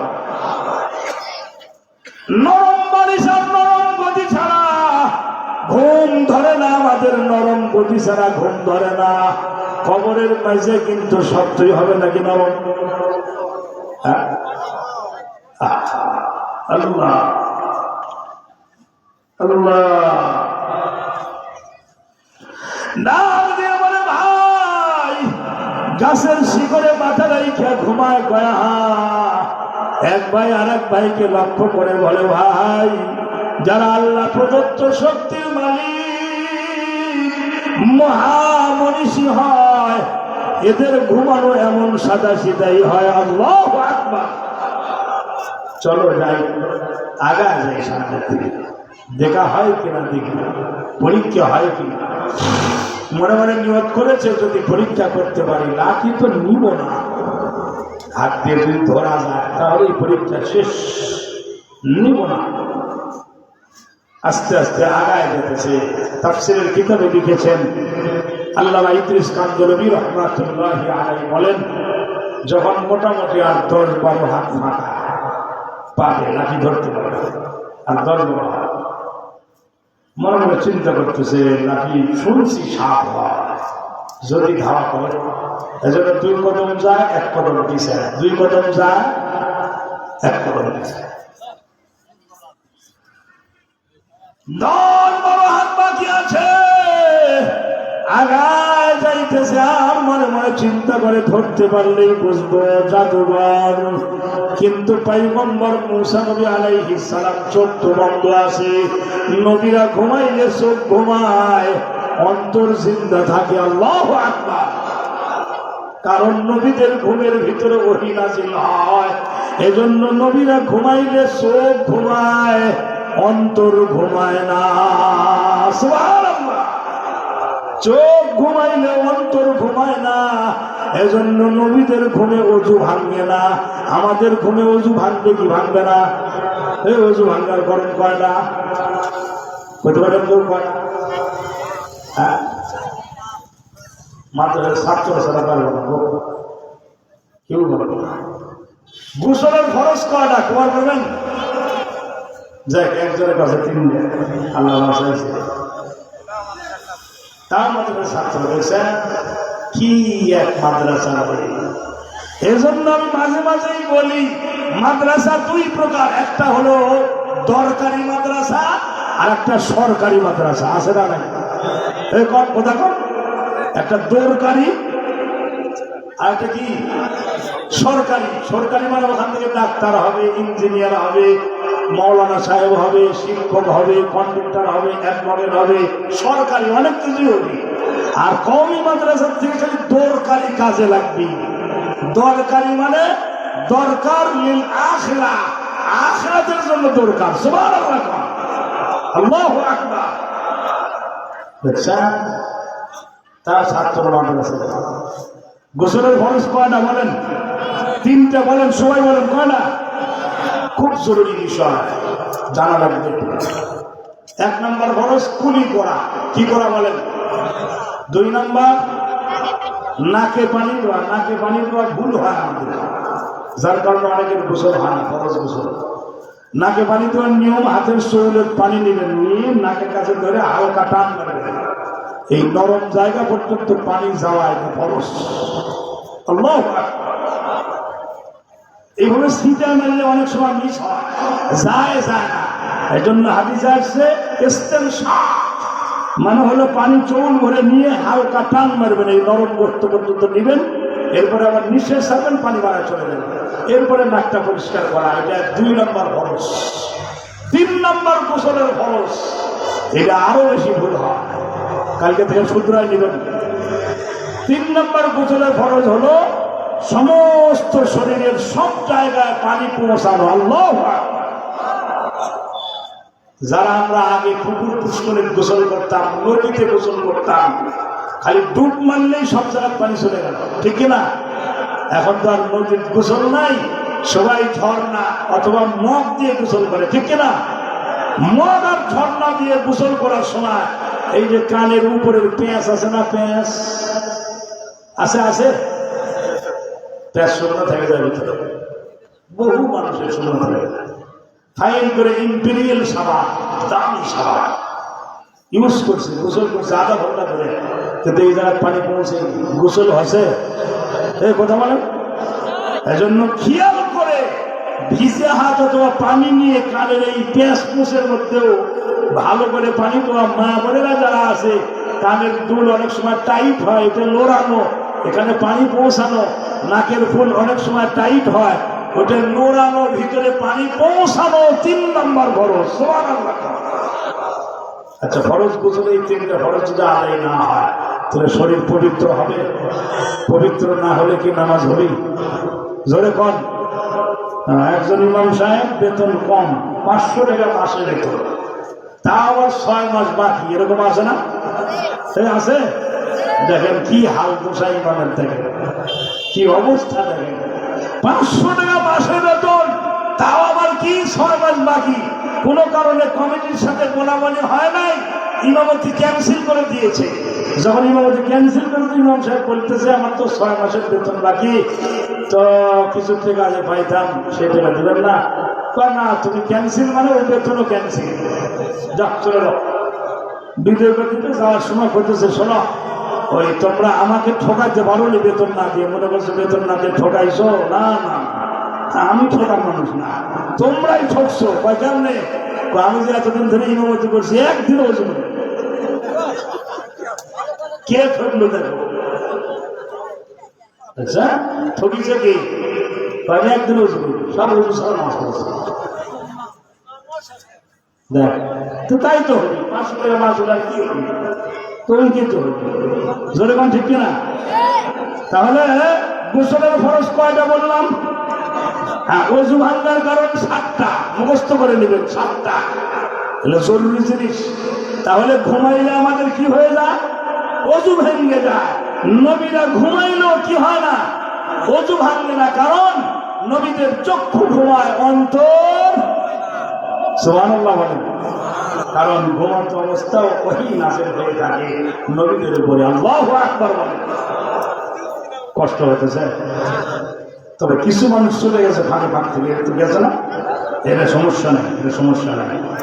রাত গভীর হলে পরে যেমন ওই চারির মধ্যে ধান রেখে পানি দেয় না, পানি দেয় তো, ধান সিদ্ধ করার সময় চারিতে ধান দেয়, শুকনো ধান, পরে পানি ঢেলে দেয় তো, যখন দেয় না তখন ধান নিচে চলে যায়, শীতেগুলো উপর থেকে ভাইসে উঠে পড়ে যায়, যায় কি না? তো রাত গভীর হতে লাগলে আল্লাহর রহমতের বৃষ্টি আর পানি পড়ে, পানি পড়ে যেগুলো শীতে ওগুলো সাদায় চলে যাচ্ছে, যাক সমস্যা, ধানগুলো তো থাকতেছে নাকি বলেন? আচ্ছা, এই ধানগুলো থাকলে হলো, সমস্যা নেই। বসেন বসেন, অল্প সময়, বেশি সময় না, মাদ্রাসার মাহফিল, সবাই বসেন ভাই, যারা গেটের সামনে দাঁড়া আছেন একটু বসেন ভাই, বসেন বসেন, আসেন, দাঁড়া থাকেন না, ভিতরে এসে বসেন, অল্প সময়, আর আর মনে করেন 1 ঘন্টা খানিক, মনে করেন কষ্ট হবে? হ্যাঁ, ডাক দিয়ে বলে, ও পয়গম্বর মূসা, টেনশনের কোনো কারণ নাই, তুমি তো ঘুমাইতেছো, অন্তর তো ঘুমায় নাই, মনে মনে দেখতেছে 2 জন লাঠি চোর লাঠি নেওয়ার জন্য আসতেছে, মনে করছে লাঠি চোর আসতেছে, আসুক। পয়গম্বর মনে মনে চিন্তা করেন, এই লাঠির জিম্মাদারি তো আমার কাঁধে নাই, এই লাঠির সংরক্ষণকারী মহান আল্লাহ রাব্বুল আলামিন, আমি ঘুমাইলেও উনি তো ঘুমায় না। আরেকটু ধরে নিতে পারেন, নিয়ে যাও, যদি চুরি করে নিতে পারো নিয়ে যাও। আস্তে আস্তে আগায় যাচ্ছে, মোটামুটি যখন একবারে কাছে চলে গেছে, এখন ধরবে ধরবে ভাব, একবারে কাছে চলে গেছে, মনে করেন 2-3 হাত ফাঁকা, এমন সময় লক্ষ্য করে দেখে এখন লাঠিটা নড়াচড়া করে। লাঠি যখন নড়াচড়া দেখছে, সাথে সাথে পিছনের দিকে দৌড় মারবে না, দাঁড়া থাকবে, হ্যাঁ, ব্যাগ ব্যাগ ব্যাগ করতেছে, আর নড়াচড়া করতে করতে অজগর সাপ হয়েছে, সাপ হয়ে তাকাইছে, থাকবে, খুব জোরে দৌড়াইতেছে। আল্লাহ পাক ইলহাম করে জানায় দিলেন, সব খালি ধাওয়াই করবি, কামড় জেনে দিস না, কামড় দিলে তো খেলাই শেষ হয়ে যাবে, ঠিক না? হ্যাঁ, সামনে তো আরো খেলা আছে নাকি বলেন, আছে না? আল্লাহ পাক বলেন, খবরদার, দংশন করবি না, শুধু কামড় দিবি না, তাড়ায় দে, দূরে তাড়ায় দে, সরায় দে, পিছনে পিছনে ধাওয়া করে নিরাপদ দূরত্বে রাখে, আগের মতোই আবার লাঠি। আল্লাহু আকবার। মূসা আলাইহিস সালাম কিছুক্ষণ পরে যখন ঘুমটা ভাঙিয়ে গেছে, উঠছে, এভাবে চোখ গলতেছে, চোখ ধরে চোখ সাফ করছে, করার পরে যখন 2টা চোখ খুলছে, খুলে দেখে মাঠের সব রাখালেরা একত্রিত হয়ে গেছে, জমা হয়ে গেছে। নবীদের কামই তাই ভাই, আল্লাহ নবী উঠেই বলতেছেন, কি বাবা, এতক্ষণ পর্যন্ত তোমাদের দ্বীনের দাওয়াত দিলাম, ইমানের দাওয়াত দিলাম, একজনও তো ইমান আনলা না, এখন সবাই জমা হয়েছে ইমান আনার জন্য, তাই না? আসো আসো, সব চলে আসো, কালেমা পড়াই দেবো। সবাই তখন বলতেছে, না, আমরা ইমান আনার জন্য জমা হই নাই, আপনার ওই লাঠি চুরি করতে আসছিল 2 জন, ওই লাঠি চোরের দৃশ্য দেখে আমরা জমা হয়েছি। চিৎকার বেড়ে করা আল্লাহু আকবার। মূসা নবী বলেন, এত বড় দৃশ্য দেখেও দিল বললো না, এত শক্ত দিল তোদের, আমার লাঠি সাপ হলো, তাকে ধাওয়া করলো, আবার আপন গতিতে লাঠি হয়ে গেল, এই যে বিরাট মুআজিজা, এত বড় আশ্চর্য জিনিস দেখার পরও দিল করলো না, ইমানের জন্য দিল তৈরি হলো না, আর কিভাবে ইমানের জন্য দিল তৈরি হবে?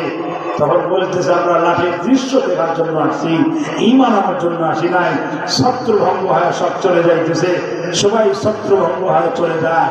তখন মূসা আলাইহিস সালাম লাঠি আবার হাতে নিয়ে বাড়ির দিকে যাইতেছেন, আর মনটা খুব খারাপ, মালিকের দিকে তাকায়, কয়, মালিক, সারাদিন দাওয়াত দিলাম, একজনও তো ইমান আনলো না, মালিক, মনে হয় আমার দাওয়াত দেওয়ার তরিকাই বোধহয় হতেছে না, আল্লাহ তুমি আমারে মাফ করে দিও, একজনও তো ইমান আনলো না, আল্লাহ ওহীর মাধ্যমে জানায় দিলেন, পয়গম্বর নবী গো, কোনো টেনশন নাই, আগামীকাল 70,000 জাদুঘর একসঙ্গে ঈমান আনবে। হয়তো জোরে কম। মুসলমান বাবাজিরা, কত ধরনের ফিতনা চলে আসতেছে আমাদের সমাজে, ভালো করে শুনবেন।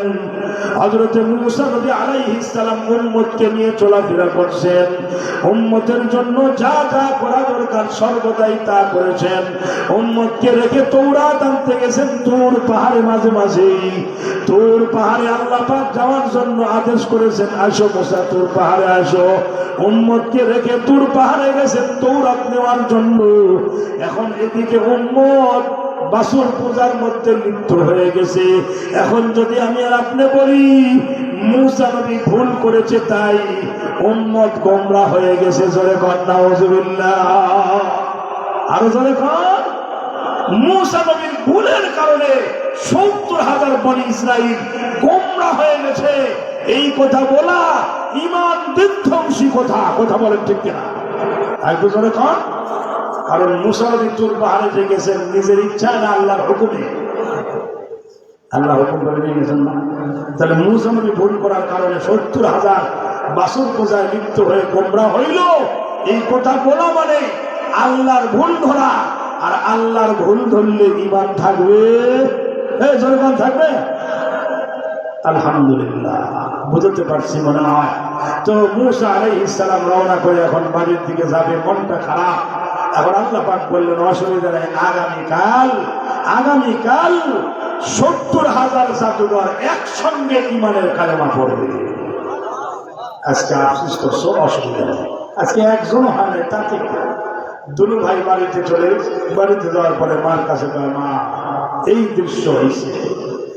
মা একজন আদর্শ মা ছিল, দুজনের পিতা ছিল না, আদর্শ মা। এখন বলে, শোনো, খবরদার বেদবি করবা না, বেদবি করবা না। উনি মহামনীষী, সাধারণ জাদুঘর না। আল্লাহু আকবার। জামা কিরকম দেখলা? জামা দেখলাম লম্বা, অনেক বড়, আর মাথায় পাগড়িও দেখলাম। দুজন লম্বা জামা বানা, কালকের থেকে বানা। যারা শিষ্যদের নিয়ে যাবা মোকাবেলার জন্য সবাই লম্বা জামা বানাতে পারো। আল্লাহু আকবার। আরো ধরে ইউনিফর্ম ঠিক করো আগে। যার সঙ্গে মোকাবেলা করবা, কম্পিটিশনে যাইবা, তার ইউনিফর্ম আর তোমাদের ইউনিফর্ম মিল হতে হবে। দুই ভাই সব শিষ্যদেরকে বলেছে, শোনো, সবাই লম্বা জামা বানাও। তো লম্বা জামা বানাও কেন বলি? কোনদিন তো বলেন না, আজকে আবার এই কথা বলতেছেন, বা যার সঙ্গে কম্পিটিশনে যাবো তার জামা লম্বা দেখছি, দেখা হয়েছে। কথা হলে মিল না হলে তো খেলা করবো না। দুই দলের খেলোয়াড় একই রকম পোশাক না হলে তো হয় না। তো লম্বা জামা সবাই বানাইছে, বানায় রেডি করছে, সবগুলোকে রেডি করছে, বিশাল মহল হয়েছে। এই দৃশ্য আল্লাহ পাকের আরশে আজিমে ধাক্কা লাগাইছে। একটু জোরে বলেন না। যেমন দারুল দেওবন্দ মাদ্রাসা প্রতিষ্ঠা শুরু লগ্নে একটি ডালিম গাছের গোড়ায় একজন ছাত্র, একজন শিক্ষক, সুবহানাল্লাহ। দেওবন্দ মাদ্রাসা, যেই মাদ্রাসার শাখা হলো আপনাদের আমিনিয়া মাদ্রাসা, সেই মাদ্রাসার শুরু লগ্ন হলো একজন ছাত্র, একজন শিক্ষক। জায়গা কি? ডালিম গাছের গোড়া, একটা ডালিম গাছ, তার গোড়ায় একজন ছাত্র, একজন শিক্ষক বসছে। শিক্ষকের নাম মোল্লা মাহমুদ আর ছাত্রের নাম মাহমুদুল হাসান। এই দুজন বসে সবক দিতেছে, কও আলিফ বা তা সা। সুবহানাল্লাহ। এই তালিম যখন শুরু করছে, আলিফ বা তা সা, কি ইখলাস ছিল! আল্লাহু আকবার। কি ইখলাস, কি ঈমান নিয়ে আলিফ বা তা সা সবক পড়াইছিল। সাথে সাথে এই আওয়াজ আরশে আজিমে ধাক্কা লেগে সেই ধাক্কা আবার ব্যাক করেছে। ওই সময় আল্লাহর ওলি ছিলেন মাওলানা রফিউদ্দিন নকশবন্দি। ওনার সিনার মধ্যে এসে আবার ধাক্কা, সুবহানাল্লাহ বলে, আল্লাহু আকবার। উনি তখন আল্লাহর কাছে ফরিয়াদ করলেন, আল্লাহ আলিফ বা তা সবক তো শুরু করে দিয়েছি, আমি যা করতে পারি তা করে দিলাম, আমি এতটুকুই পারি, একটা গাছের নিচে শুরু করলাম, এটা বড় মাদ্রাসার রূপ দোয়া, আর সমস্ত জরুরত পূরণ করে দোয়া, এটা আমার সাথে নাই, মানুষের দিল তৈরি করে দোয়া, এটা মালিক তুমি পারো। চিল্লায় বলেন আল্লাহু আকবার। আরো জোরে কর আল্লাহ আল্লাহ। এই ধরনের ওই দারুল দেওবন্দ মাদ্রাসার আদলে, দারুল দেওবন্দ মাদ্রাসার মূলনীতিতে প্রতিষ্ঠিত আপনাদের আমিনিয়া কওমি মাদ্রাসা এই জায়গায় প্রতিষ্ঠিত হয়েছে। খুশি না বেজার? এই কারা খুশি বলেন, কারা কারা খুশি? হাত তুলেন, তুলেন তুলেন, দুই হাত তুলেন। লিল্লাহি তাকবীর, নারায়ে তাকবীর। কোরআন সুন্নাহর আলো, কোরআন হাদিসের আলো, নারায়ে তাকবীর। হাত নামান। আমি বহু আগে একবার এই মাদ্রাসার মাহফিলে আসছিলাম, আর যখন খতিব ছিলাম মাঠে, তখন তো অনেকবার বছরে 2 বার করে আসা হতো। ছাত্র জমজমাট ছিল, এখন একটু ছাত্র আমি কম দেখলাম। তবে নুরানির ভর্তির সময় হয়ে গেছে, নুরানিতে ভর্তি করে দেন, হাতের লেখা সুন্দর হবে, বাংলা, ইংরেজি, আরবি। আল্লাহু আকবার বলেন। এখান থেকে সুন্দর লেখা নিয়ে যদি মনে করেন ঈমান আকীদা শিখেছে, প্রাথমিক ঈমান আকীদা শেখা হয়ে গেছে, কোরআন শরীফ শুদ্ধ শেখা হয়ে গেছে, এখন আমি একটু একজনকে ডাক্তার বানাতে চাই, পাশাপাশি ইঞ্জিনিয়ার বানাতে চাই, সেটারও সুযোগ আছে না নাই? জোরে বলা আছে না নাই?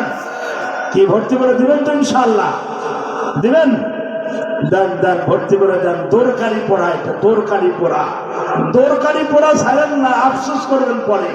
হযরত ঈসা রূহুল্লাহ একবার এক সফরে যেতেছেন, যাওয়ার সময় তাকে পাহাড়ি এলাকায় একটা কবরের ভিতরে আযাব হতেছে। আল্লাহর কাছে দোয়া করলেন, আল্লাহ এই কবরে আযাব হয়, কঠিন আযাব হয়। দোয়া করার পরে চলে গেলেন, আযাবের কোনো কম বেশি হলো না, চলে গেলেন। বিকেলে যখন ফিরতেছেন, বিকেলে সন্ধ্যার দিকে আসার সময় দেখে কবর আযাব একদম মাফ হয়ে এখন কবরটা জান্নাতের বাগান। একটু জোরে কম। ঈসা রূহুল্লাহ যাওয়ার সময় দেখলাম কবরের আযাব, আসার সময় সেই কবর জান্নাতের বাগান কেমন হয়? আল্লাহকে জিজ্ঞাসা করছে। আর এক বর্ণনা আসছে, ওই কবরওয়ালাকেই জিজ্ঞাসা করছে, এই কবরওয়ালা, যাওয়ার সময় দেখলাম আযাবে, আর এখন ফেরার পথে তুমি জান্নাতের নাজ নিয়ামতের কারণটা কি কও তো? আল্লাহ রাব্বুল আলামিন ওহীর মাধ্যমে ঈসা আলাইহিস সালামকে জানায় দিলেন, শোনো, যেই লোকের কবরে আযাব চলতেছিল, এই লোকটা যখন মারা যায়, তাফসীরে কাবীরের ভিতরে এই ঘটনাটা উল্লেখ করেছেন আল্লামা ফখরুদ্দীন রাজি রাহমাতুল্লাহি আলাইহি। আল্লামা ফখরুদ্দীন রাজি বলেন, যখন মারা যায় তার বিবি গর্ভবতী ছিল, বিবির পেটে সন্তান সম্ভবত বিবি ছিল, পেটে বাচ্চা রেখে মারা গেছিল। পরে ওসিয়ত করে আসছে, শোনো, যদি ছেলে হয় মাদ্রাসায় ভর্তি করবা, আরবি শিখাইবা, আল্লাহর কালাম শিখাইবা। সুবহানাল্লাহ বলে। আর একটু জোরে কম। সেই বাচ্চা আজকেই প্রথম 5 বছর হওয়ার পরে একজন শিক্ষকের সামনে বিসমিল্লাহ পড়াছে, বিসমিল্লাহির রহমানির রহিম, আলিফ বা তা সা, আজকে স্টার্ট করেছে। আল্লাহ পাক ঈসা আলাইহিস সালামকে বলে, ও ঈসা পয়গম্বর, ঈসা রূহুল্লাহ, শুনে রাখো, যেই মানুষের বাচ্চাটা আমাকে রহমান কয়, আমাকে রহিম কয়, আমি দয়ালু, মহাদয়ালু, আর তার পিতাকে আমি মাটির নিচে আযাব দিব, আমি আল্লাহর বড় লজ্জা লাগে। আল্লাহু আকবার। একটু জোরে কম। লিল্লাহি তাকবীর। ডাক দিয়ে বলে, ও আমার পয়গম্বর, শুনে রাখো, আমার শরীরের উপরে তার সত্য নিষ্পাপ শিশু আমাকে রহমান বলেছে, আমাকে রহিম বলে সম্বোধন করে। আমি আল্লাহ কি করে তার পিতাকে কবরের ভিতরে মাটির নিচে আযাবে লিপ্ত রাখতে পারি? আমার বড় লজ্জা লেগেছে। আমি আল্লাহ মুহূর্তের মধ্যেই রহমান বলেছে, রহিম বলেছে, এই দুই নামের ওসিলায় তার কবর আযাব মওকুফ করে দিয়ে কবরটাকে জান্নাতের বাগান বানায় দিলাম। আল্লাহু আকবার। আইতো জোরে বল। এজন্য আগে যেমন জমজমাট দেখেছিলাম, অনেক ছাত্র দেখেছিলাম, নুরানির মধ্যে ভর্তি করবেন, মাদ্রাসা মূল মাদ্রাসায় ভর্তি করবেন। রাজি আছেন তো ইনশাআল্লাহ? নাতিপতি ছেলে মেয়েদেরকে ভর্তি করে দিবেন তো ইনশাআল্লাহ? কি বলেন, দিবেন? ভাইরা আমার, বন্ধুগণ আমার, আসেন, ভর্তিও করতে হবে। মাদ্রাসা কওমি মাদ্রাসা মানে জনগণের টাকা পয়সায় সহযোগিতায় চলে। কথা বলেন ঠিক কিনা? জোরে বলেন, জোরে বলেন, ঠিক কিনা? কওমি মাদ্রাসা মানে জনগণের অনুদানে সাহায্য সহযোগিতায় চলে। আমার ভাইরা রে, আল্লামা শাহ রফিউদ্দিন নকশবন্দি যেমন শুরু করে দেওয়ার পরে মালিককে ডাক দেয়া, গা মালিক, এটা কেমনে মাদ্রাসার রূপ হবে, কেমনে বড় হবে, আপনি জিম্মাদার। আমি তো স্টার্ট করে দিলাম, আমার জিম্মায় যতটুকু ছিল ততটুকু পালন করেছি।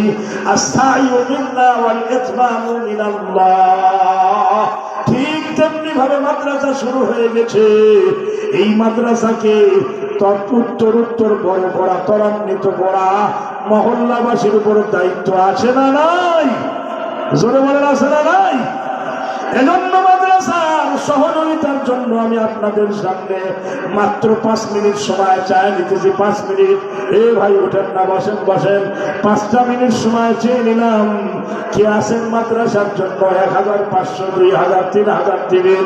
একটু দু একজন একটু বলেন তো দেখি।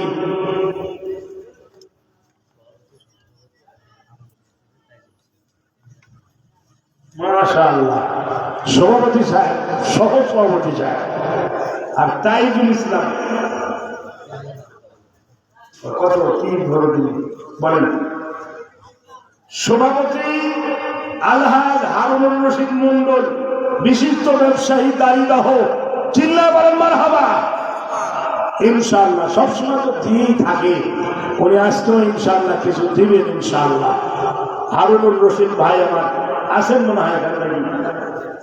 আলহামদুলিল্লাহ, আলহামদুলিল্লাহ। আর একজন কে যেন আলহাজ আব্দুল আজিজ জাহিদুল, বিশিষ্ট ব্যবসায়ী ভাই আছেন। একটু সহযোগিতার জন্য ভাই যদি কিছু বলতেন, শেষ মনোযোগে দোয়া করে দেবো ইনশাল্লাহ ভাই। হ্যাঁ, মাদ্রাসার সহযোগিতার জন্য ভাই। তাইজুল ইসলাম মিনাজুল, বিশিষ্ট ব্যবসায়ী ভাই কি এখানে আছেন? জি আলহামদুলিল্লাহ। একটু বলেন ভাই। হ্যাঁ, কওমি মাদ্রাসা দান করলে মাল বৃথা যায় না। মাশাআল্লাহ, মাশাআল্লাহ। সভাপতি সাহেব 10,000 টাকা, চিৎকার মেরে কোন মারহাবা। জোরে বলেন মারহাবা। লিল্লাহি তাকবীর।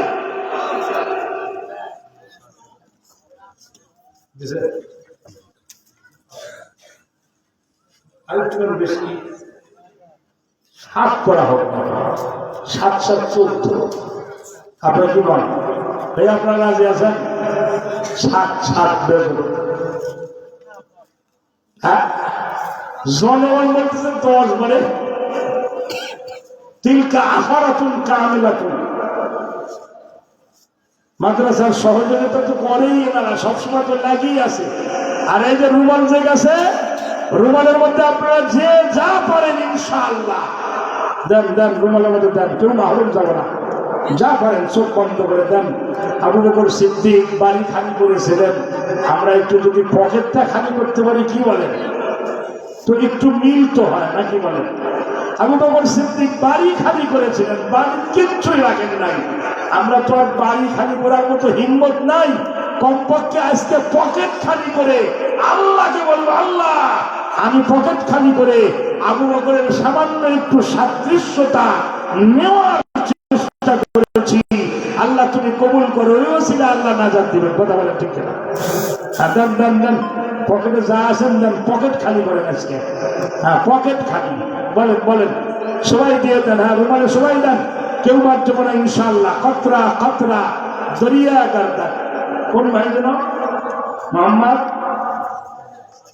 তাইজুল ইসলাম ভাই কত বললেন? বলেন তাইজুল ইসলাম ভাই বলেন। আচ্ছা, ও 5,000 নগদ দিয়েছেন, 4,000 নগদ দিয়েছেন, তাহলে আর 3,000 বাকি থাকে। 7 বলে দেবো, 7 10 লাখ, 10 বেশি হবে, তাহলে 4,000 নগদ দিয়েছে আর 3,000 বাকি, 4 3 7। চিল্লা বলেন মারহাবা, লিল্লাহি তাকবীর। তারপর আর আসবে আলহাজ মোহাম্মদ ও আব্দুল আজিজ জাহিদুল ভাই। জাহিদুল ভাই আসেন ভাই এখানে। ভাই কোন সাতের কথা বললাম, হ্যাঁ তো কত দিছে? 2,000 নাকি? 2,000 নগদ দিছে, 5,000 বেশি হবে না ইনশাআল্লাহ। দান সব পড়ে থাকবে ভাই, দানগুলো বৃথা যাবে না, এগুলো আপনার পার্সোনাল অ্যাকাউন্টে জমা থাকবে। আল্লাহ কবুল করুন, আমিন বলেন, জোরে বলেন আমিন। মাশাআল্লাহ, জাযাকাল্লাহ, মাশাআল্লাহ, জাযাকাল্লাহ। আরশে আজিমে ধাক্কা লাগাইছে, মালিক ডেকে বলে এত সুন্দর দৃশ্য আমি আজ দেখলাম। জাদুঘরদের পক্ষ থেকে মূসা নবীর মতো বেশভূষা ধরেছে, পোশাক ধরেছে, লেবাস ধরেছে। আল্লাহ পাক বলেন ঠিক আছে, তোদের অন্তরটা আমি আল্লাহ পরিবর্তন করে ঈমান আনার যোগ্য বানায় দিলাম। আল্লাহু আকবার। যেমন বাহিদ্রিক সুরত মূসা নবীর মতো করেছো, লম্বা জামা পড়ছো, পাগড়ি পেঁচাইছো, মোকাবেলার জন্য যাইবা দরবারে মূসা নবীর লাগে। যা যা যা, মোকাবেলা করার পর্ব আসবে না, মোকাবেলার আগেই তোমাদের দিলের ভিতরে ঈমান নামক দৌলত দিয়ে দিও। আল্লাহু আকবার বলেন, আর একটু ধরে কম। এ মুসলমান বাবাজিরা, আল্লাহ রাব্বুল আলামিন চান কোরআন শরীফের 2 নম্বর, 3 নম্বর, 4 নম্বর আয়াত, 2 আর 3 আয়াতের মধ্যে মুমিনদের 5টা গুণ বয়ান করার পরে 3 নম্বর আয়াতের মধ্যে বলতেছেন লাহুম দারাজাতুন ইনদা রাব্বিহিম। এই মানুষগুলোর জন্য আল্লাহর কাছে অনেক জান্নাতের বড় বড় দরজাতার মাকাম আছে, স্তর আছে। আমি আল্লাহ রেডি করে লিখেছি, জোরে বলনা আল্লাহু আকবার। 2 নম্বর পুরস্কার হলো মাগফিরা, আমি আল্লাহ তাদেরকে কিয়ামতের ময়দানে ক্ষমা করে দিব। আর 3 নম্বর পুরস্কার হলো ওয়ারিজুকুন কারীম।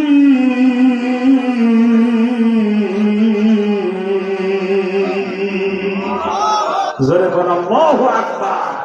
সম্মানের রিজিকের ব্যবস্থা আমি আল্লাহ জান্নাতের মধ্যে করে রেখেছি। আল্লাহু আকবার বলেন। তাই তো জোরে কর। দুনু ভাই 70,000 জাদুঘরকে নিয়ে দরবারে হাজির হয় মূসা নবীর সামনে এসে হুজুর, যে আপনি আগে খেলা দেখাবেন না আমরা দেখাবো। খুব আদব। মূসা নবী বলেন তোমরাই আগে দেখাও, আমি পরে দেখাবো। তোমরা আগে দেখাও, আমি পরে দেখাবো। তো প্রথমে তারা সমস্ত জাদু যা ছিল সব দেখানো শেষ। মূসা আলাইহিস সালাম লাঠিটা ছেড়ে দিল, সাথে সাথে সাপ হয়ে সবগুলোকে গিলে শেষ করলো।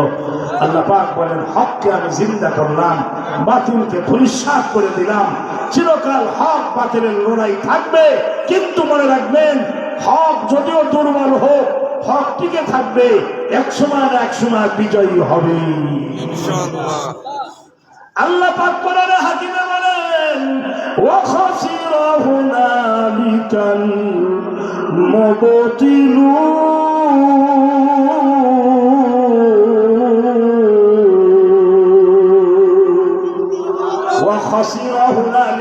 মুবতিলুন মানে হলো ওই মুহূর্তের মধ্যে 70,000 জাদুঘর প্রত্যেকেই ঈমানের কালেমা পড়ল। ফিরাউন হামান খসির বাতিল ধূলিসাৎ হয়ে গেল, তাদেরকে হত্যা করতে চাইল। সবাই এক বাক্যে বলল অসুবিধা নাই, আমরা ঈমান আনার পরে ঈমানের যেই মজার স্বাদ পেয়েছি এই মজার স্বাদ আমরা ছাড়বো না। আমাদেরকে যতই হত্যা করো, শহীদ করে দেওয়া হোক, আমরা সব কিছু মেনে নিতে রাজি আছি, ঈমান হারাইতে রাজি না। চিল্লায় বলেন আল্লাহু আকবার। ঈমান আর আমলের সংরক্ষণের মজবুত দুর্গ বাংলাদেশের কওমি মাদ্রাসাগুলা আল্লাহর পয়গম্বরের সুন্নতের পাবন্দির পাশাপাশি সব কোরআন হাদিস পড়ানো হয়, পাশাপাশি প্র্যাকটিক্যাল আমল করে দেখায় দেওয়া হয়। চিল্লায় বলেন আল্লাহু আকবার। একটু দেখুন আমার ভাইরা, আমার বন্ধুগণ, মনে হয় রুমাল নিয়ে ঘুরানি দেওয়া হয়েছে, শেষ হয়ে গেছে, সবাই মনে হয় দিয়েছেন। দুই একজন বাকি থাকলে একটু শরীক হতে পারেন, মুনাজাতের আগে দান করলে দোয়া কবুল হয়। আল্লাহু আকবার। একটু কথা বলুন। কিয়ামতের ময়দানে দেখা যাবে অনেক মানুষ আমল নামা পাচ্ছে, পাওয়ার পরে বলবে এই আমল নামা আমার না। ফেরেশতা বলবে এই ভুল হচ্ছে, এই আমল নামা আমার না। কেন? কয়েক নেকি তো আমি করে দেবো, এই আমল নামার নেকি দিয়ে না ভরা দিচ্ছে, কার ভুলে আসছে। তখন ফেরেশতা বলবে দুনিয়া ভুল হওয়ার জায়গায় না, আখেরাত কোনো ভুল না, এটা তোমার নাম, এটা তোমার পিতার নাম, দেখো না। তখন এত নেকি করে, আমি তো এত আমল করি নাই। তখন বলবে তুমি এত আমল করো নাই, কিন্তু সৎকায় চাইলে কিছু আমল করছিলা। তুমি মৃত্যুর পরেও যে আমলটা আস্তে আস্তে আস্তে আস্তে চলতেই ছিল, অনেক বছর পর্যন্ত নেকি তোমার কবরে আইসে আইসে জমা হয়ে গেছে। একটু জোরে কও। وعن أبي هريرة رضي الله تعالى عنه قال قال رسول الله صلى الله عليه وسلم إذا مات الإنسان انقطع عنه عمله إلا من ثلاث: من صدقة جارية أو علم ينتفع به أو ولد صالح يدعو له رواه مسلم أو كما قال عليه الصلاة والسلام. ভাই যারা দাঁড়িয়ে আছেন একটু ভিতরে আসেন, বসে পড়েন, সবাই ইস্তেগফার পড়েন। আস্তাগফিরুল্লাহ আস্তাগফিরুল্লাহ আস্তাগফিরুল্লাহ আল্লাযী লা ইলাহা ইল্লা হুয়াল হাইয়ুল কাইয়্যুম ওয়া আতুবু ইলাইহি লা হাওলা ওয়ালা কুওয়াতা ইল্লা বিল্লাহিল আলিয়্যিল আযীম। জি সব সেবান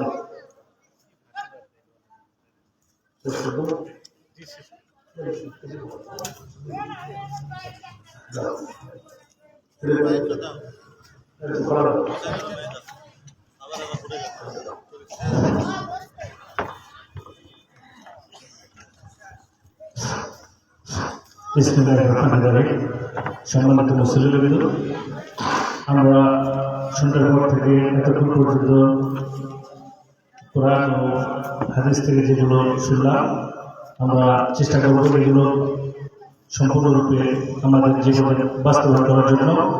যদি আমরা এটা করতে পারি তাহলে আমাদের এই সময়টুকু অনেক মূল্যবান হবে। আর একটা কথা, এই এখানে আমাদের যে মাদ্রাসা পরিচালিত হচ্ছে সেখানে আপনাদের সন্তানদের দিকে দেবে, এবং একটা মাদ্রাসাকে একজন পরিচালিত করতে পারে না, এটা সমষ্টিগত ব্যাপার। আপনারা যদি সবাই সহযোগিতা করেন ছাত্র দিয়ে এবং অর্থনৈতিক বিষয় নিয়ে, তাহলে আশা করি মাদ্রাসাটা আরো উন্নত হবে। আমি আশা রাখবো আমরা সবাই মিলে আমাদের এলাকার প্রতিষ্ঠানটা আমরা চাই ওই প্রতিষ্ঠানকে আরো এগিয়ে নিয়ে যেতে। আপনারা যদি সহযোগিতা করেন, আমরা এই মাদ্রাসা একদিন না একদিন আরো অনেক উন্নত হবে, যেখানে বাইরে থেকে আরো ছাত্র সংখ্যা বৃদ্ধি পাবে এবং মাদ্রাসার পরিবেশ আরো উন্নত করতে পারবে। আমি আর কথা দীর্ঘায়িত করতে চাই না। আপনারা সবাই সুস্থ থাকুন এবং ভালো থাকুন। আসসালামু আলাইকুম।